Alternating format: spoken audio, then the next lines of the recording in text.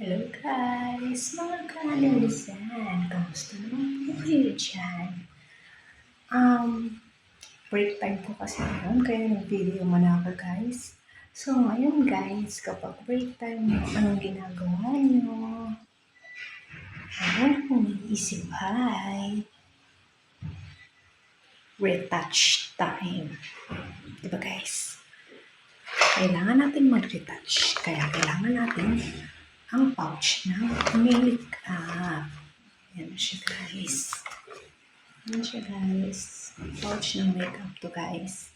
Kasi, ang lola mo, hindi pwedeng hindi mag-retouch guys. Kasi alam mo naman, kailangan sa work lagi tayong blooming or blooming. Basta, kung ano pa man tawag nila dun. Basta sa akin, ang tawag ko ay, ayoko lang magmukhang dugyot. Yan lang guys. So, kaya guys, ang pinakauna-una kong ginagawa kapag break time ay retouch time. Kaya yun guys. So, ngayon, eto, lola mo, nag-video.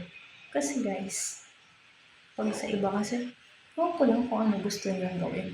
Pero sa akin guys, yun yung pinakauna-una kong gustong gawin. Tapos, saka ako nag-check ng mga message or sound trip or kung ano pa man yung mga importanteng kailangan gawin after na retouch time. Yan lang guys. Gusto ko yung mga pupinduan sa inyo. Okay guys, anong ginagawa niyo kapag break time? Share naman dyan. Thank you po. God bless.